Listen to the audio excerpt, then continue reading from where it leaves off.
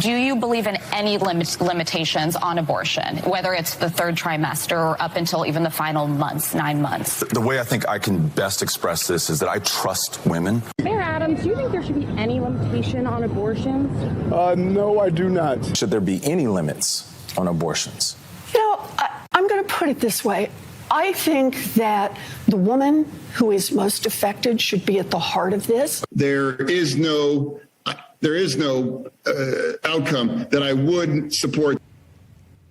Well, Democrat lawmakers are taking their pro-choice agenda to the next level, as you just heard, pushing for abortion with no limits. That's right, which means they're comfortable with abortion up until birth and have no qualms about abortion based on gender preference or because a baby may have Down syndrome or another disability. And while the majority of Americans don't want to see Roe overturned, they largely disagree with late-term abortions and actually abortion after the first trimester. So why are Democrats pushing these extreme measures? And how will this play in the midterm? Well, here to react is President of Susan B. Anthony List, Marjorie Dannenfelser. Marjorie, welcome back to the show. It's always a pleasure to have you. Democrats are telling us exactly who they are here and exactly what they support. But voters are divided. In a new Hart Research NBC News poll, they found that only 23% of voters think abortion should be legal most of the time. 32% of voters think that it should be illegal with exceptions. And Democrats, they think this issue is going to juice their base in the midterms. They think that this will hurt Republicans. And Republicans, I've heard many of them saying this isn't going to be the most singular issue. It's going to be the economy. What are you seeing? Well, what I think we've seen is the Democrats have very little to run on. There's pretty much no issue where they have the advantage.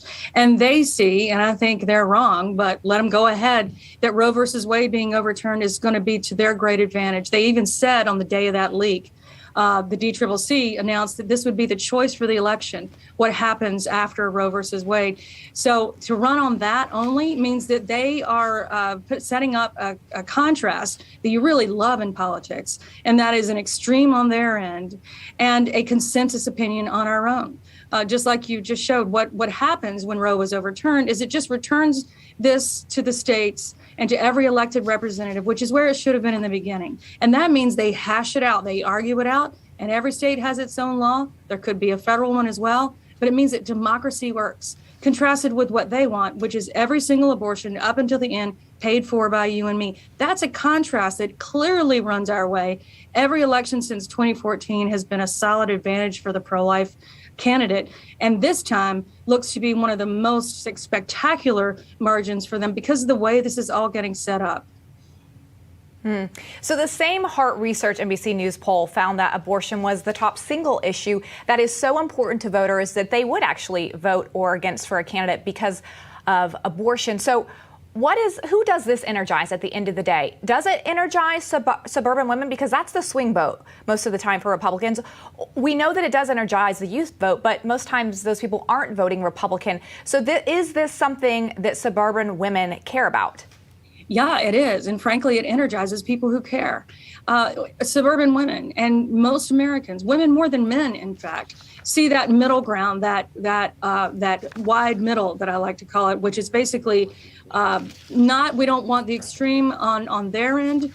Also, perhaps abortion legal in the first trimester, not the full pro-life position, but sort of that middle ground position is what suburban women and frankly, most Americans kind of where they land if it's not an issue that they're advocating all the time. It really serves us. It does. I think it's important. You said at the top of the show here that most people don't want Roe versus Wade overturned. That's a thing that keeps showing up in polls. It's a curious one, and I think it confuses people. I think it's important to note that most people want the restrictions that you just described and which Roe would not allow. And so there's just been such misinformation in the media for almost 50 years about what it means to overturn Roe and what Roe means. And all it means is that we will restore the right of democratically elected officials to reflect the will of the people in the law. That's very popular to every single set. And that is a winning issue. And I think that as long as that gets through and as long as candidates actually communicate that, we're going to do a great job. Well, speaking of candidates communicating, the National Republican Senatorial Committee, they sent out around a memo highlighting talking points and polling on the issue of abortion for their candidates. And one of the goals was in that memo was to have a unified message amongst conservatives. But Marjorie, when I think about the states, we have a whole bunch of different scenarios. We have some states that have implemented 6-week bans when you hear a heartbeat, some other at 15 weeks, some at 20, all these being red states. So how important is that? And should they have a more unified message? Well, I think the unified in that message is that every state gets to reflect the will of their people in the law. And yeah, it will be messy, but that's what democracy is, especially when it's been pent up for almost 50 years. So yes, it'll be a little bit messy in the beginning. There will be differences in states, but that's exactly what federalism is. That's what democracy is all about. And you're right that it will be in tiers. There will be states that move immediately, and there'll be states that basically have already enshrined abortion on demand up into the end in the law. So think of Missouri versus California. There will be about 30 states that either will immediately act or there will be a robust argument right away. And then the rest of the states are basically, it is the long game for those.